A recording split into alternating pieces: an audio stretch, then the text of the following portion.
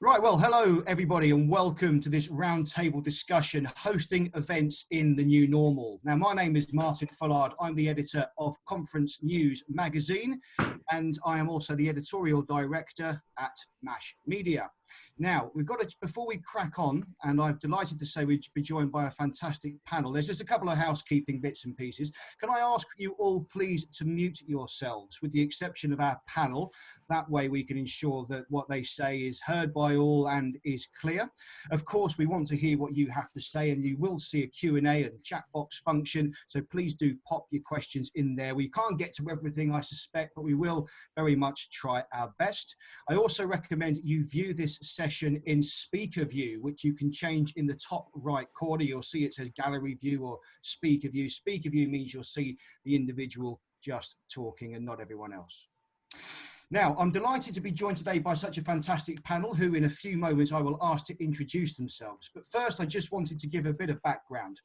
Lancashire Cricket and its world-class venue, Emirates Old Trafford, last week launched its Safe in One Place campaign with the aim of sharing the knowledge and best practice of the wider events industry gained from hosting behind closed doors test matches, as well as being the first venue to welcome international visitors to their on-site hotel. Now, despite hosting international cricket matches in recent weeks, Emirates Old Trafford has a large proportion of non-cricket business and shares the concerns of the wider events industry as we all deal with the fallout of the coronavirus pandemic.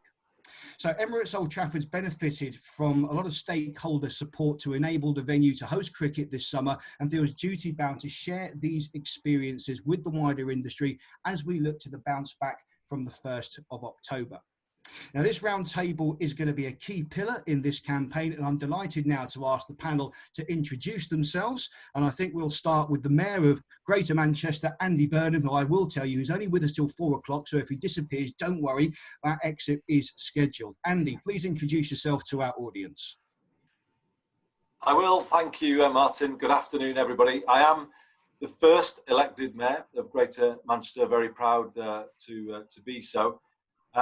Relevant for today, though, I was once a Lancashire schoolboy cricketer and never waste an opportunity to remind people that I graced the arena wasn't Emirates Old Trafford at that time, just plain old Trafford, but I played there three times before, I have to say, it became the world-class venue that it is today, not just for cricket, but of course the One Love concert will live long in everybody's memory. And it's just, I've just been so proud watching the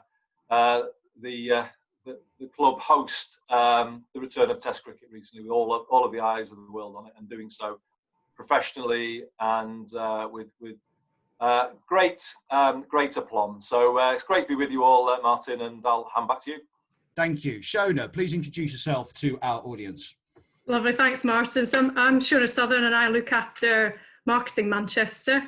So we're charged with the remit of promoting Greater Manchester nationally and internationally, which is quite a challenging job at the moment since many things are locked down. So hoping to have a chat with you today about how we do that and the guidance that's available and coming out, and how we recover this brilliant sector.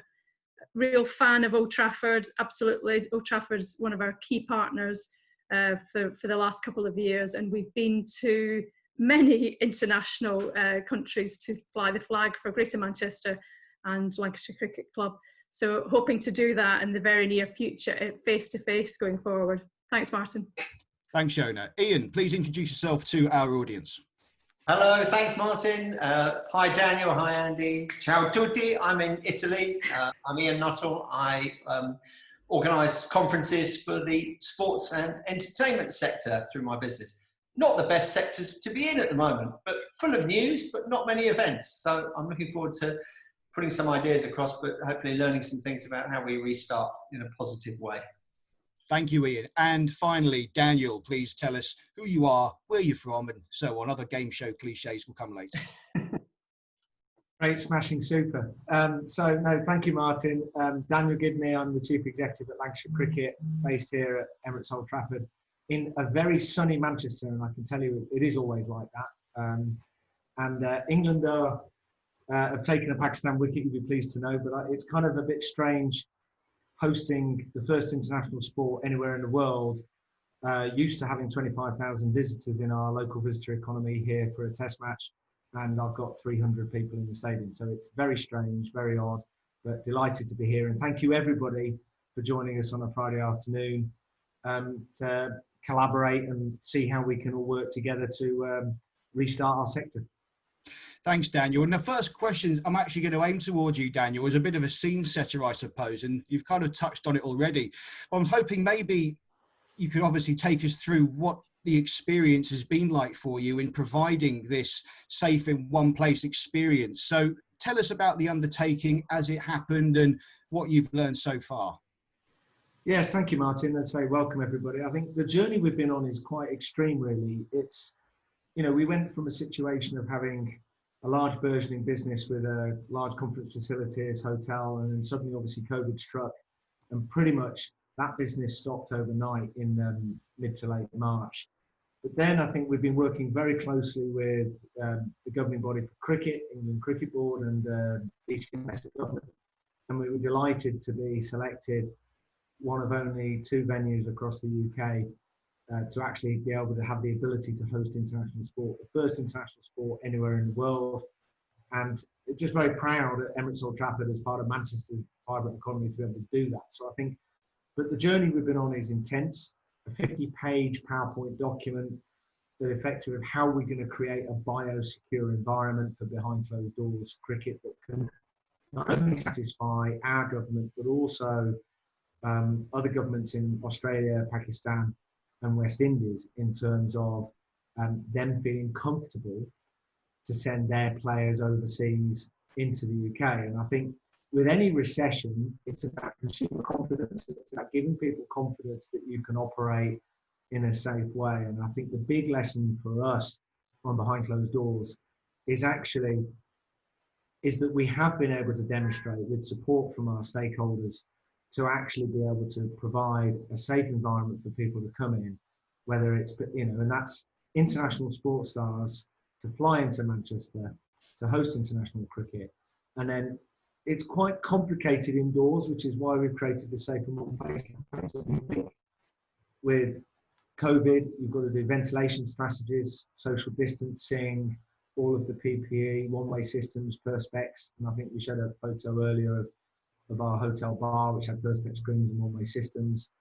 And I think that journey of having a lot of people indoors on one-way systems and effectively operating during the people on the site and behind those doors environment is effectively, to use a Boris term, which I don't do very often, that we are oven ready to effectively, we believe, to be a pilot for government to be able to operate safely conferences in the new event sector. I think there's a number of questions we have, but we're just like to collaborate and share specifically. And just finishing is the safe in one place element. We've got, its space is very, very important for giving people comfort and confidence. You know, 700 odd parking spaces so people can arrive in a car using public transport. We have a 150 bed Hilton hotel on site. So you're only traveling once. You're not traveling from the hotel to the venue. You're effectively in the venue. With Hilton's Clean Stay program, it effectively means that all of the key touch points are cleaned massively regularly and deep cleaned much more than normal. You have the digital key, which means if you don't want to speak to a hotel person or come in contact with a hotel receptionist, you can literally go straight into the lift and your key is on your phone to the bedroom. So it's fantastic technology that supports. And then with the space on site, not only does it enable us to do parking, but with 17 acres, it's enabled us to put in all of the thermal screening and the medical overlay that's required and the one-way systems internally. And then finally, we have the point, which is over 1,000 square meters. We've got 7 meters of height, multiple doors going onto balcony space. It's one of the most boring things about this COVID crisis is ventilation strategies. And I think actually having those doors and the 7 meters height, which helps the circulation, has really helped us. So I think with what we've learned from Behind Closed Doors International Sport, we're launching Safe in One Place. We want to share it with the industry, but crucially, we want to collaborate, and we'll go into it later, particularly in terms of the guidance and how we jointly all start again as a sector. Thanks, Daniel. Bit of issue with the sound there, but I think we got all we needed from that. That's really interesting. Andy, if I could just turn to you now. Now, the events industry was waiting for government guidance for quite a prolonged period. I mean, how important is the 1st of October date for kickstarting the industry? And of course, we're sensitive to the current situation. We know that date is conditional given the flare-ups we've seen. But do you think more could have been done to protect businesses and jobs in a quicker time frame? I haven't been too slow in calling the government out on various things recently, but on this I'm not going to, because I think it's challenging for the government when it's any industry that involves people gathering. I mean, I'm afraid that's just the reality, and it's true of live performance in theatres, in sports grounds, because I'm sure Daniel will be wanting to sort of talk about the return of spectators at some point. But that is where this gets very problematic, where we bring people back together. And I think we just have to be realistic about that. You know, if I go back about a month or so, when we saw the cases coming down, I think there was a feeling building, you know, the pubs are reopening and eat out to help out, all these things, that we were kind of just a bit free of it all, really. And I think we were kind of lulled a bit into a false sense of security. Living with COVID, living alongside this virus, is a more complicated thing than we'd all realised. And I just think we have to acknowledge that. And to be fair to the government, I don't think they could have done much more earlier on, because obviously the events industry would pose a risk, because by definition, you aren't just talking about a gathering, you're talking about a gathering of people from different places, possibly internationally, and that poses real risks, given everything we now know about the virus. So, you know, it's I think about sticking to October the 1st is what I would say, isn't it? And basically understanding fully what that means to create a COVID-safe environment for events, as Daniel was just indicating. And I think that's where the industry should be focusing now, and mitigating all of the risks that are going to be out there. Because obviously, as you said, I think, Martin, people can't bank on October the 1st, I'm afraid. The challenge should be to get safely to October 1st and make it happen. And that's where I would say the attention should be now. And I think on this one, the government has been right to prioritise other industries that could be more safely brought back first.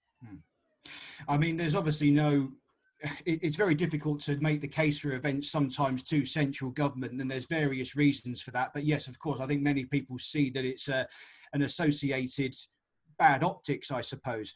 But there are some elements of the government's guidelines that I think have caused some confusion among people in the events industry, such as allowing, in essence, 10 metres squared allowed per person in some venues, which would mean some venues can't really reopen on that 1st of October. So my follow-up question to you, Andy, really is, from your experience in government, what's the best way of lobbying to have a bit more clarity on this guidance and trying to get perhaps a clearer message out of them? Because there have been some conflicting pieces that have come out. Yeah, it's a good question, Martin. I mean, firstly, just to take that point up about people in government recognising the importance of the events industry, I know I can speak for everybody here in Greater Manchester and saying you don't need to persuade us of that. You know, we absolutely get that. It's the heart of our city, that, you know, the welcoming in of visitors from across the UK, but also internationally. Both to the outstanding venue that Daniel is in charge of, but the other major venues that we have across Greater Manchester. You know, this is a critical part of our economy, but also our profile on the world stage. So we want what you want, which is an events industry operating as quickly as possible. And, you know, our interests are completely aligned on that, but we've got to do it safely, because I don't think it will help the industry if everyone's lobbying like mad and we rush back and then something happens that then sets back things for a much longer period. So my advice to colleagues in the industry would be, number one, focus on October the 1st and get in place the arrangements for a safe return. You know, learn from Daniel's experience. You know, If it goes wrong early on, then I think your ability to lobby will be much reduced if you have a major breach of safety in the early days. So to plan for the return as safely as possible. And then what I would say is then lobby then about that 10-metre squared rule.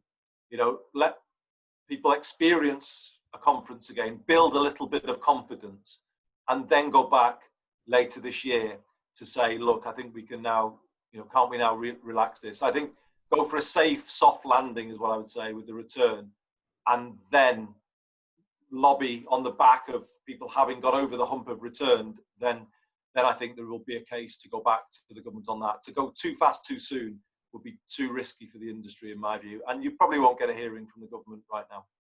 Yeah, absolutely. The pilot events that were scheduled for the first week of August have obviously been pushed back to beyond the 15th. We've got some intel on that conference news, and hopefully we'll have a bit of a clearer picture to share with the industry at large in good time. Shona, I want to come on to you, if I may. Manchester is one of the country's biggest event and tourism hubs, as you know, Andy's correctly said, and I know that Marketing Manchester's quite aggressive conference strategy, 5-year strategy released last year, testified to that. So what sort of impact has COVID-19 had locally, and how important is the guidance, how important is it that the guidance is in place to help venues and event operators return while meeting these government requirements? You're muted, Shona. Zoom trap. You'd think for 3 months you get used to this unmuting, wouldn't you? Sorry, folks. The impact on the GM's visitor economy has just been catastrophic, like many other city regions, both on leisure and business. The tourism sector is absolutely on its knees. We've got a tourism analyst at Marketing Manchester, and she estimated through our volume and value that by the end of August we'll have lost almost 47% of the annual £9 billion visitor economy. So that's 4.2 billion will have been lost to the economy. And in putting that into context of business visits and events, that business pre-COVID was worth 900 million to the GM economy. Oh, you're muted, Shona, again somehow.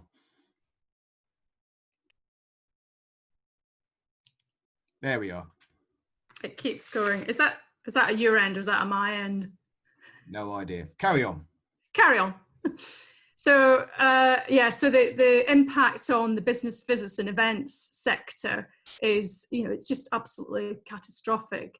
And Andy mentioned confidence. So in terms of confidence across either, events organisers and attendees, that confidence is just so low. We've seen right across, people just don't know. The guidance is often confusing. It's very complex. It changes, so that doesn't help. And I think the members of the Events Industry Board, the guidance the body that was guiding the standards, members said that one, they wanted government assurance, and two, they wanted a start date. But as has been mentioned, we've got to do it safely.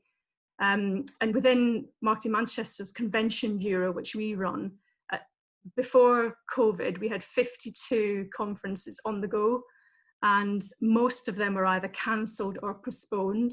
On a positive note, though, most of them were postponed, the larger conferences. So actually in Q4, we might see a really good, a solid piece of business coming in through the last quarter in the year. Manchester Central, of course, remains as Nightingale right up until March. And those Nightingale hospitals around the country, I know that Manchester is going to stay as a hospital. That's to the detriment of GM, not only for the conferences, but the wider supply chain. The knock-on effect is just immense. So it's been catastrophic, in a word. But on a positive note, the business that we're seeing in the pipeline for the next 4 or 5 years is really positive. So on our pipeline, we've got 56 events, we've got 18 submissions, and that's for really large association conferences coming in over the next 4 and 5 years. So the demand is still there, especially from the international side. So when we, I'm saying with an optimistic, but when we come back in and get ready to operate again, that demand is still there. The guidelines are really important, and the messaging has been complex. So I think the message to everyone here today is to try and keep messages to either clients or delegates or attendees at events, is to keep it simple and to try and put it in a graphical way so they know how many people they're supposed to be with, what's the distance, where they go. The retail sector have, there's a lot of good learnings there, and the wider visitor economy. So there's plenty to learn from. I think in terms of the pilots events, it's a real shame because I think we could have learned a lot from that. But I think in terms of going forward, we're going to be working at Marketing Manchester. We've got 75 Convention Bureau members. So we're working on a recovery plan. It's a 10-point plan, and it's a COVID plan based on the business tourism strategy we launched last year. But right at the top of that, we'll be building confidence as a start. We'll also be increasing our business capacity and our profile. An ambassador program is really important because any events or conferences we go for are doubled in terms of if we have a specialist or ambassador, we double the chance of winning that conference. The welcome, of course, is really important. That's from right through from the airport or landing point, right through the city to the Convention Bureau. That's really important. And improving the offer, of course. I think we're going to hear about hybrid events. Digitisation is really important, and we can see that right across this industry. I think we've done well to digitise the offer. But above all, I think, and we're really good at this in Greater Manchester, is partnership and collaboration. And we've seen Daniel and his team have really thrown everything at the events already to date. And I think that just gives confidence to people watching sport at home. They know that, imagine at the start of lockdown, you couldn't imagine watching that game, even if it was not in person. So I think I'm quite optimistic in the way that we respond innovatively and in partnership, and we're pretty good at that in this city. Thank you, Shona. Ian, I was going to come to you next, but I'm obviously conscious that Andy has to leave in 5 minutes. So, Andy, I'm going to just maybe throw an audience question at you, if I may. And they're all anonymous. I don't know who they've come from, but it reads: how best should perhaps event organisers address the differing? Oh, that's the wrong question. Sorry, how has the recent lockdown restrictions affected the perception of Manchester as a whole, do you think? And how will this impact on its ability to attract, say, large-scale events moving forward, in your view? Well, thanks, Martin. I mean, obviously the restrictions came in a week ago, so only been in a week. And people describe them as lockdown. They're not. So no business has been asked to close. This is a modest request of the public, which is not to have gatherings at home, if you were to summarise what people are being asked to do. There have been increases in our 10 boroughs, but I hope it reflects a willingness here to take difficult decisions quickly to protect business, actually, and to protect public safety. And very much obviously I'm not on the same side as the government, but I was happy to work with them, and I agreed with their analysis, and we've done it in that spirit. So, as Shona was just saying, we're a pragmatic place. We work in partnership, and it's early days, but we've seen a slowing of the increase in the cases. A couple of our boroughs that had the highest number of cases are now coming down, and Daniel is in one. Trafford had a very high number of cases a week or so ago, and there is signs that the measures taken are working. So I suppose to answer your question, Martin, we weren't the first to suffer intervention, and we won't be the last. I think this is going to become a feature of life, not just in the UK, but around the world, for certainly the period until we have an effective treatment and an effective proven vaccine. it's quite possible that we will face local spikes. And the question is not that you get a bad reputation because you have a local spike, because it could happen to anyone. The question is, how do you deal with it? And I would like to think that we've dealt with it up front in a pragmatic, non-partisan way. And that is very much the Greater Manchester spirit. So I just think we're in a period here, we call it living with COVID. And I think everyone's got to get their head on that. I absolutely understand the appeal from businesses to let's get going again. But, we are in a pandemic here, and everyone has to sort of kind of have that first thought. Business confidence comes from safety in this moment, I think. And that safety first culture, I think, needs to sort of be at the heart of every single thing that we do. And again, Daniel has shown that if you do have that culture, you can actually successfully restart. So it's a challenging situation, Martin, in Greater Manchester right now, but we have signs that things are beginning to move more in the right direction.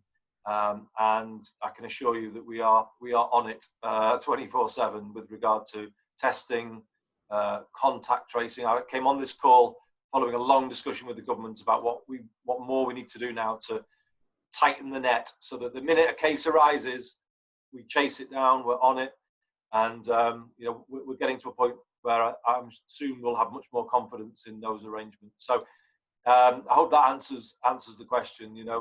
I think we saw Aberdeen yesterday. People wouldn't have expected that.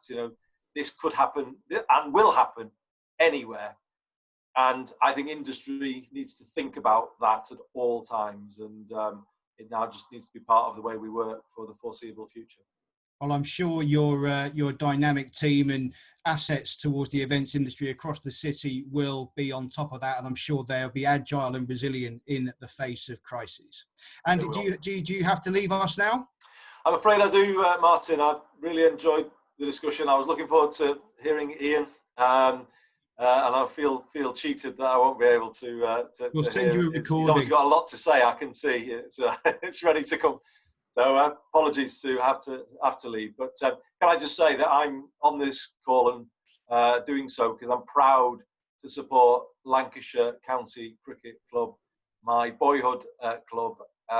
It's just fantastic to see the world-class venue that it is today, and you've got my full support and the full support of Greater Manchester behind you. You know that. But thanks everybody. It's been great to join you. Thank you, Andy. Okay, Ian, you've been very, very patient. Thank you. But now we're going to bring you into the conversation. So do prepare to unmute yourself. Now, Ian, as someone with a holistic knowledge of the events industry, what are your thoughts on the future of face-to-face events right now? Will the coronavirus pandemic fundamentally change the way we do business? I think the answer is yes and no. So to start with, face-to-face events, for me, they're irreplaceable. There's nothing beats live, there's nothing beats in person, there's nothing that beats that experience. That is not going to change. We've got 200,000 years of evolution of our senses and reading each other as human beings to appreciate that. This call, 2 senses, online streaming, 2 senses, maybe 3, occasionally with poor audio, with poor video. So we'd be very lucky to pull much more from that than what we're getting at the moment, even with the best virtual headset. And I think anyone who's attempted to homeschool their kids during this period will know that iPads and screens are nothing like classrooms and playgrounds. And it's the same in the event industry. The sector I'm in, conferences, they're essential to business and growth. That's where business relationships are formed, where new ideas are nurtured. And again, I mean, Andy talks about business confidence comes from safety. Okay, I think business growth comes from trust. And getting people together face to face is a matter of trust forming. So you can buy something online of someone you've never met. Doesn't mean you're going to like them or continue serving them. And I think someone told me it was 4,000 swipes from Tinder before you find someone worth dating. I mean, face-to-face conferences, we do all that filtering out. We pre-qualify the people in that room. So you're going to meet people who can match you for business. So there's that side. Face-to-face will always coexist. So no, they won't fundamentally change. But yes, at the moment, I think we've got to cope with a new norm. We have moved our April and June events to late September dates at Daniel's fabulous venue. It's great for us because we can put it all on one site with the hotel and everything. We can make it biosecure. That's great. We thought 5 months was enough time. It's not. We are now looking at alternative dates. I know there's a few people on the call who are our delegates and sponsors. I'm saying we'll come back to you next week with some new dates, and we are pushing back because the industry wants to restart for 1st of October. We need the guidance, and 2 meters distance, 10 square meters a person just doesn't work.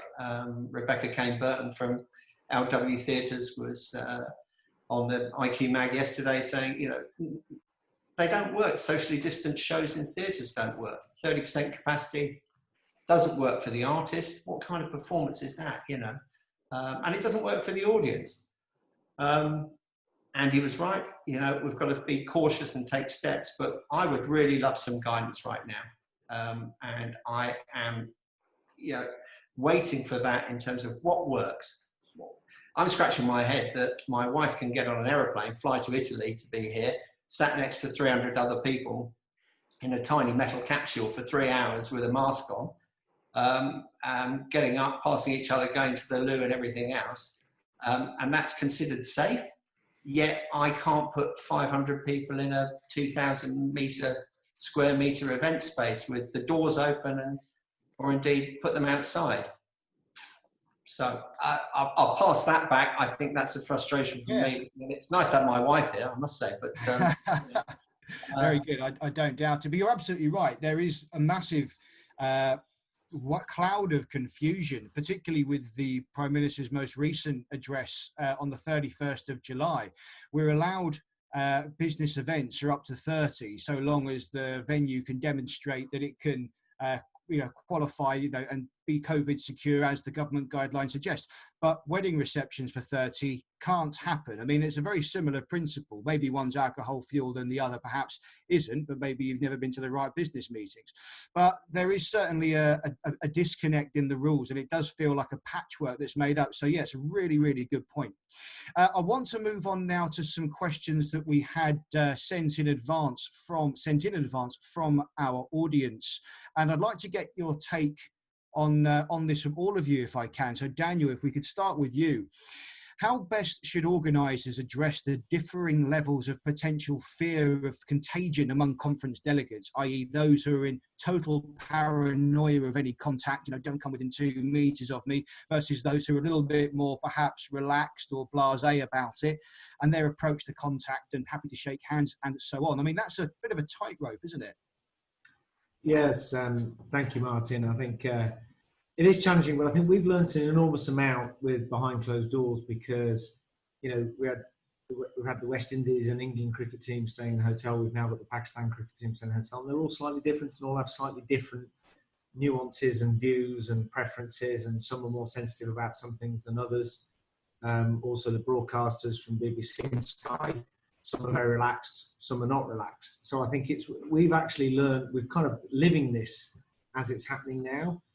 I think just before I do that, just one quick point I want to make is on that 10 square meter point. I think the one bit about, lack of clarity is you can go in a pub at the moment that can take 200 people and it's 1 meter plus mitigation. But conferences are seen as more dangerous than going into an indoor pub. And I think that's one of the things that I think we need some help with.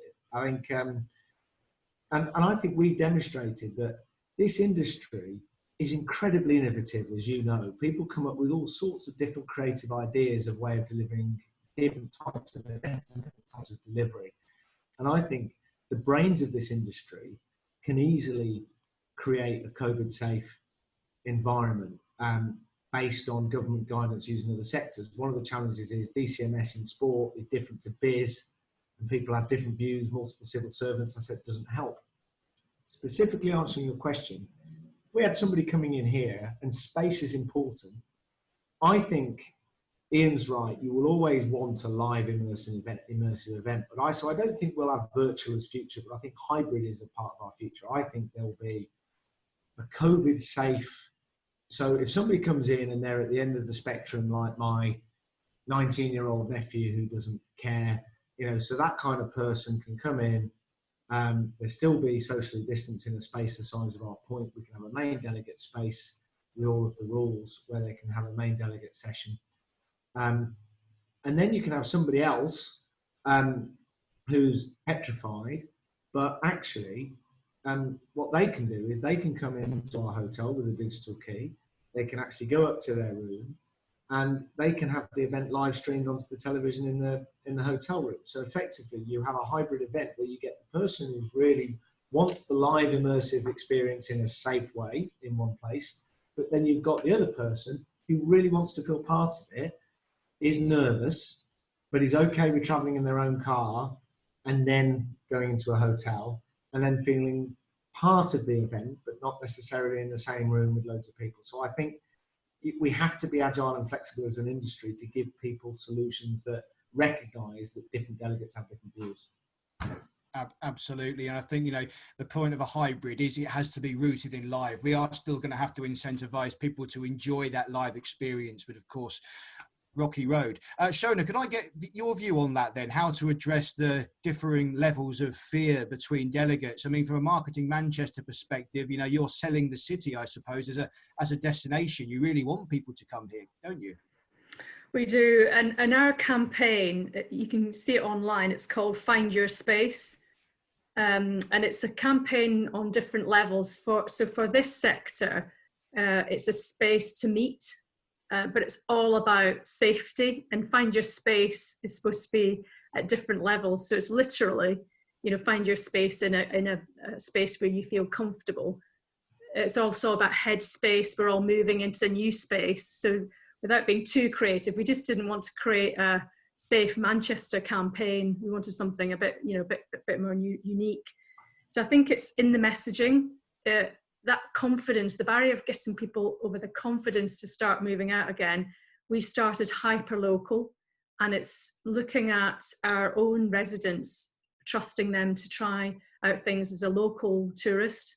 So the hyper-local residents, workers, businesses, getting them moving back around again. And then we'll go to the outer counties, so the neighbouring counties, to try and bring overnight stays. And then we go national before we even think international. So it's baby steps. So that's what we are doing, but it's always underlined with safety and a welcome. Interestingly, after the announcements last Thursday into Friday, the hotel sector did have quite a few cancellations right over that weekend. But when they analysed it, even couples were cancelling. So couples, not necessarily dual family groups. So the communications there had to be one-to-one, following up bookings. And those couples, when I asked, why did you cancel? They just said, well, we don't really know what the regulations are. We don't really know whether to come or not. On the flip side, the attractions, quite a few of the museums were saying that massive groups were coming in, saying they were all in one family group. So we had a group of 16 coming in, professing they were all in one group. So they kind of split into 2 or 3 groups. So on that, in that instance, the museums have just decided to limit it to group bookings of 6. So it's how you tailor that message is through communication and through clear guidance as to what's expected of clients. Thank you, Shona. Ian, what about you? I mean, let's not forget, this isn't just about individual consumer confidence. We're talking corporate confidence as well here. How do you, as an organizer, how can we manage that tightrope? With difficulty. I think there's lots of wrong ways of approaching this, but I think corporate strategies come in a myriad of approaches to total fear of leaving the home environment through to only fly to these countries. It's unprecedented what we're dealing with. It's no surprise everyone's got different approaches. I think the events industry, it's a hugely fragmented business, isn't it? You alluded to this, Martin, in your very powerful editorial, that, it starts with little conferences like I do, right up to stadium gigs and global tours. And everything in between. That's probably been one of our major failings as an industry, to not have a voice as the event sector. But as a sector, we have responded to fear before. You know, terrorism attacks on stadiums and gigs and concerts, we have found ways to mitigate that with guidance. I think what we don't have here is any guidance, any sign of any pilot or test events. They've been pushed back. And I don't understand that, because you need to do the pilots now to have the platform to go forward, to understand what happens to crowds, however small, however large they are in this environment. I think we'll see a lot of technology coming into play. We're bombarded daily on the news sites here from companies offering 10-minute testing kits. As far as I know, none of them have been approved for accuracy yet, but that would be a solution. Could we wait for a vaccine? We could, but a friend of mine in Asia reminds me, in 20 years since SARS, we don't have a vaccine for it. You know, they just killed all the wild cats over there and stopped it spreading. We can't really do that with COVID-19 and this novel coronavirus, but hasn't been a vaccine. So we've got to work with testing, tracing, and there doesn't seem to be joined up thinking on that front. But in terms of impacts on events, I'm going to say hugs and handshakes will give way to apps and taps. So no contact between people. I think Daniel's right. I think some will stream it. Some will go into the event proper. I think the event experience timeline will stretch from being a 2-day conference to being a networking tool from when you log in to next year's event and keeping you engaged during that time. And I think as event organisers, ticketing needs to become much more flexible, and insurance needs to be part of the equation much more than it has been. And I think we could have a whole call on whether insurers have failed our industry or not, because my gut feeling is they have. And if you need a lawyer to understand your event insurance, then it's not a policy you should be buying. But flexible ticketing, if people choose not to come, for our events in December, I'm not going to say no refund. I'm going to say, you don't come because you can't fly, or you've got a temperature, or you feel at risk. That's fine. Don't come. We hold the ticket. We roll it over. Please keep us the cash flow because we need it, but we wouldn't take your money and not deliver. I think more event organisers have to be like that. My final point is it's online events. I had one of our clients kind of had their feet held to the fire for a US trade show they committed to going to.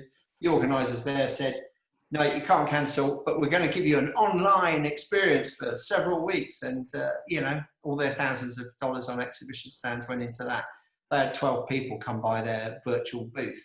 You know, that doesn't do anybody any good in our industry. No, absolutely.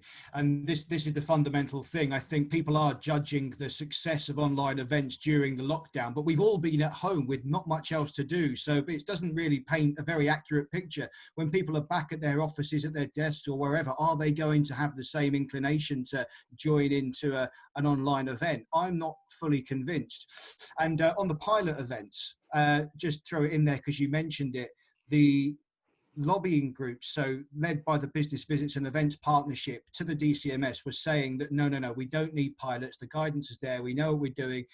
Everyone in the industry, seasoned professionals, we know how to deliver safe events, but the government insisted on it. As I understand, there's supposed to be a pilot taking place at the BDC, which is in Islington in North London, but it's only going to be a minister walk around of an exhibition, a mock, not actually a public attended event. So if you're all muted, all right, good.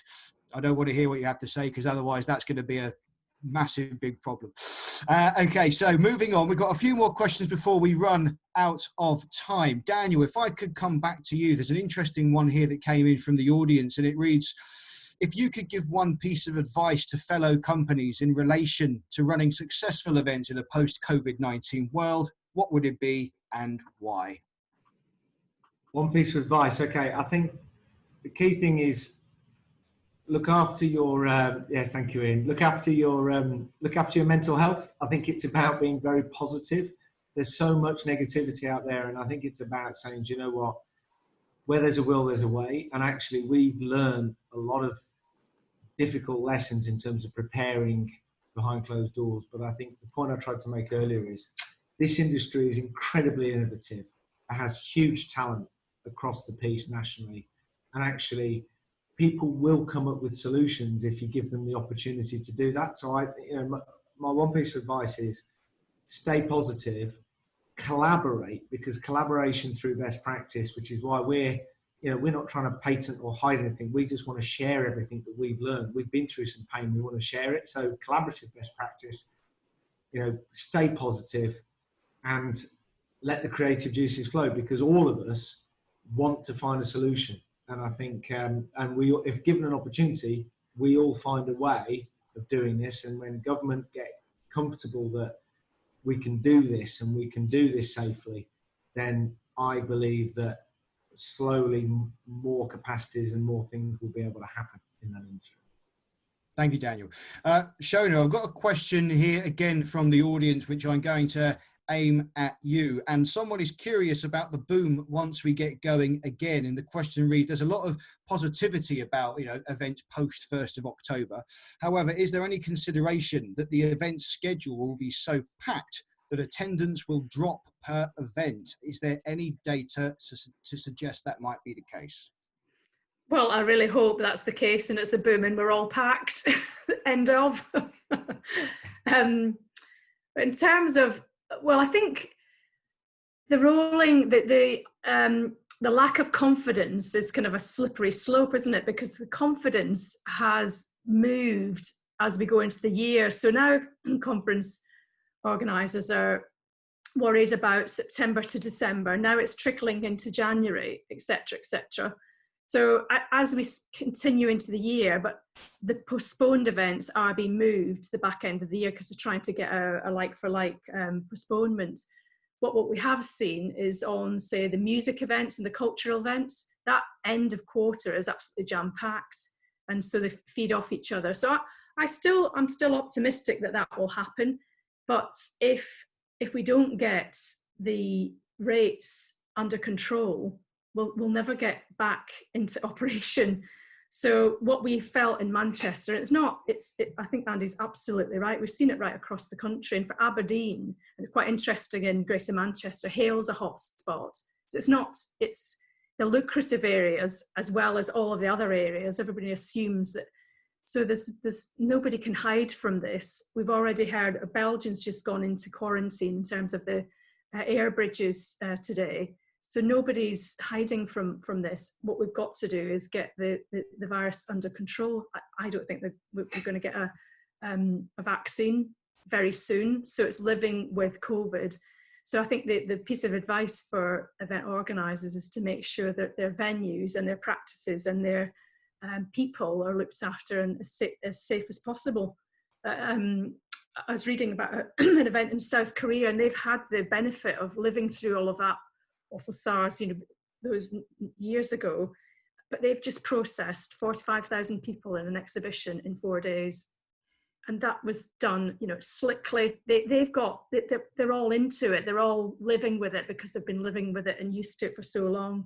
So I think it's about adapting and putting in safe practices into place to start the confidence going in those businesses. So I think the business boom at the end of the year, I hope it will happen. I think all of the indicators say that it will. Maybe I'm not an extreme optimist, but I am an optimist. And I think, echoing what Daniel said, my motto is stay safe, but stay optimistic. Have you seen, has there been an uptake in inquiries post 1st of October? We had a couple for university events post-October, but I think most are on a holding pattern. So in terms of a pipeline, none have been affected with an upturn after 1st of October. So I think we're going to have to win them back over the next couple of months. The pipeline's there. We just need to unlock them. No doubt at all you'll be able to do that. Ian, I've got a question here that's coming through the audience that I'm interested to get your response on. And it reads, as shops demonstrate that mask wearing is socially acceptable and has been positively received. Should the hospitality industry concentrate on, or rather events industry, concentrate on looking at facilitating mask wearing and hand washing whenever someone is not sat in their seat? With socially distanced seating compulsory, are masks the way forward? Meeting full of mask wearers, what do you think?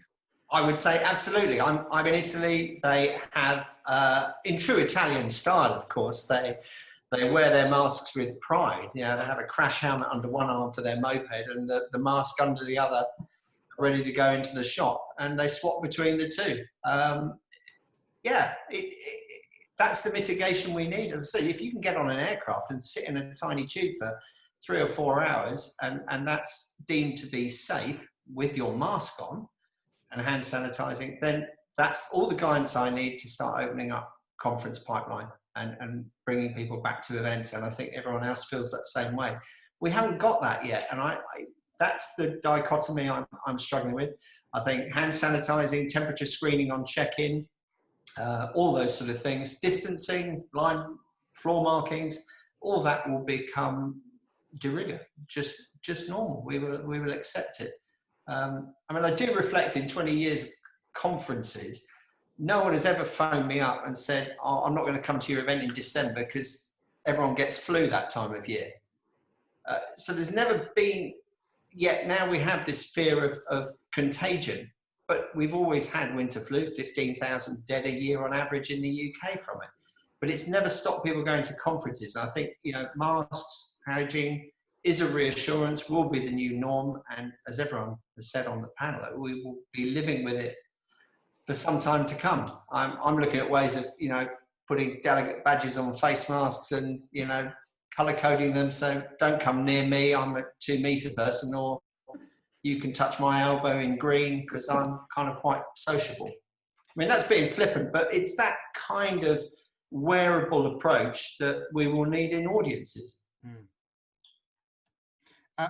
Absolutely. And, you know, while I think one issue we haven't addressed is a security issue relating to that, I think that's a conversation for another day. But all the same, so that's a really interesting point, though. Now, we've got about 5 minutes left, and there's a question again I'd like to get our 3 panelists to respond to. Now, what I'd like to know, what are your thoughts on these new 90-minute testing kits? I mean, really, these could be a game changer for events. I see that some football clubs are even thinking about rolling them out. So imagine if you took the test and then went to registration in a biosecure area. It all sounds quite positive. What are your thoughts on that? Daniel, maybe we could start with you. Yes, thank you, Martin. I think interestingly, that's where we started when we were looking at behind closed doors, because there was purportedly at that point a 90-minute kit.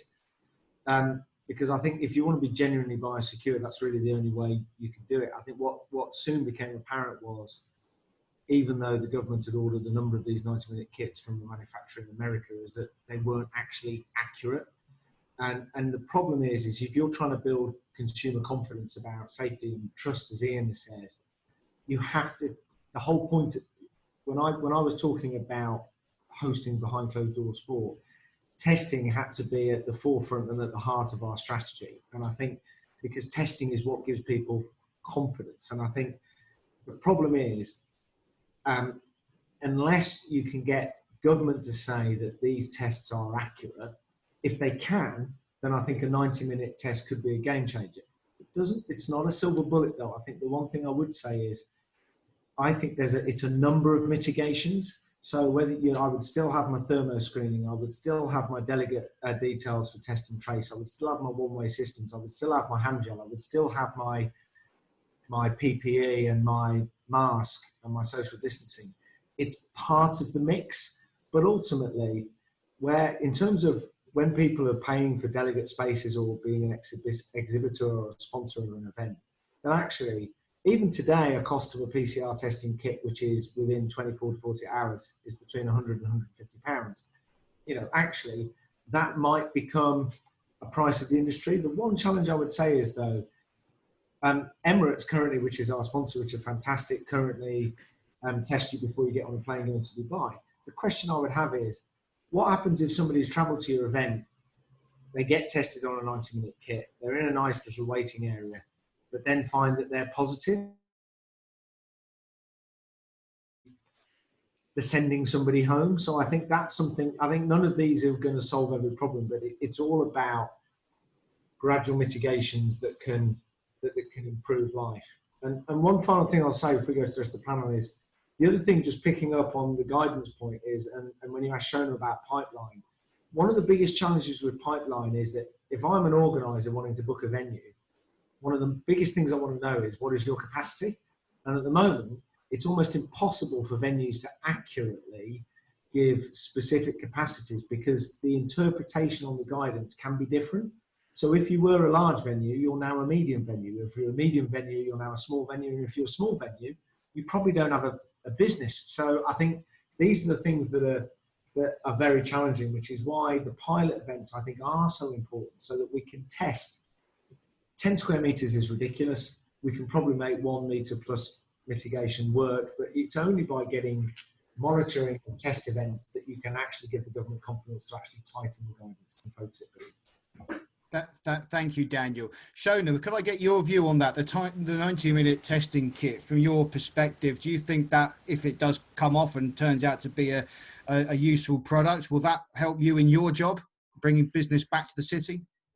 It absolutely would. I think, can you imagine the whole visitor economy would be, we would extend a visit, if you like, because everyone would have to do something in the 90 minutes prior to either going to a sporting event or a culture event or the theatre or whatever. So that 90 minutes is, you know, be quite creative with that.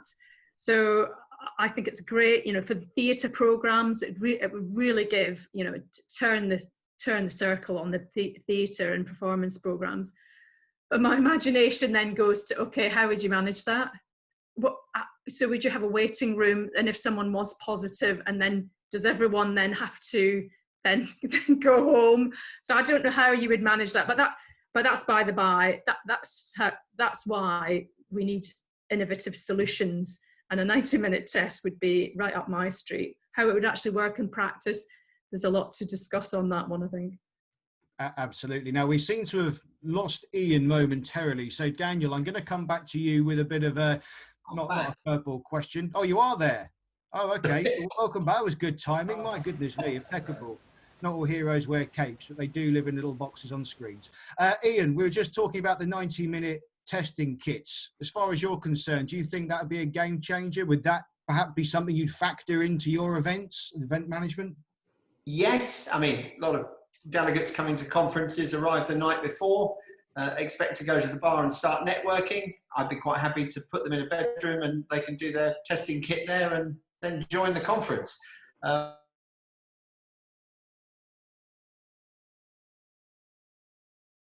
Business, I think, regular flows of offers of 10-minute test kits, 20-minute test kits, instant test kits.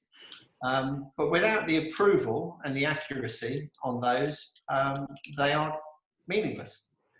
So we need that approval of tests, and that's not a problem. We know who's coming to our events. It's not like a free-for-all on Brighton Beach this afternoon, you know. And again, we can control the environment at events. Brighton Beach, well, there's no control. No, there isn't. My sales director called me from Brighton Beach earlier on, so we have to have words. I used to live there, so you can find me down there. But yeah, you know, we're event professionals. Yeah, it's a free for all here. Absolutely, Daniel. I promised you a question. Hello, who is that? This is Stuart. I've been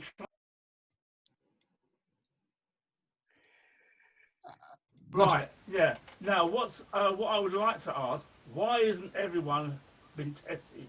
As they say, we all need to get tested. Why haven't we? Hold on. I'm not quite sure I'm in a position to answer that. Are you talking about the nation at large? Or just the panel? We seem to have lost you. Stuart, we didn't quite catch all your questions, Stuart. I do apologise. If you do put it in the text box, I'm sure maybe we can have a look at it, but I'm not sure I'm qualified to answer that. Daniel, I'm going to come back to you with the question about virtual events, online events, as we call them, about being the future. Do you see them being the future, or do you really think hybrid is going to be perhaps more likely? I think I come back to what Ian said as an organizer, I think, and somebody who runs an event venue. And, you know, just over a year ago, we had, you know, hundreds of thousands of people from all over the world coming to a Cricket World Cup in this country. And we had a celebration, and the India-Pakistan game was watched by over 1 billion people on TV, but the 25,000 people in the stadium hadn't experienced it. That billion couldn't replicate. So I think ultimately, I think hybrid is going to be the way forward. I think we've all learned the new normal in terms of technology. I think there will be a lot more digital, but you just cannot get away from a live immersive experience. And I think that has to be the root and the heart. You know, we are social beings. You know, as people, we are genuinely social, and a lot of business networking is done in person.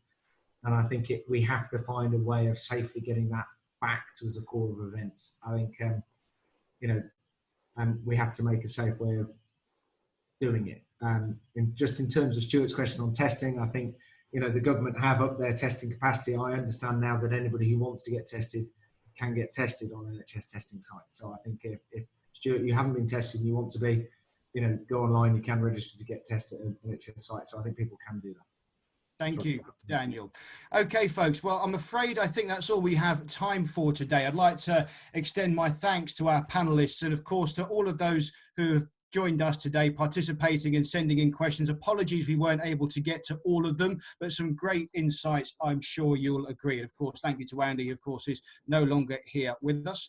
Now, if you'd like more information on Emirates Old Trafford's Safe in One Place campaign, including access to their key guidance document, please visit emiratesOldTrafford.co.uk, and that's where you'll find the contact details of the sales team if you had any further inquiries about future events. And watch this session on demand as of Monday. That will be circulated around. Otherwise, I wish you all a fantastic weekend. I'm looking forward to getting this industry back on the road when it is safe and feasible to do so. Thank you to everybody.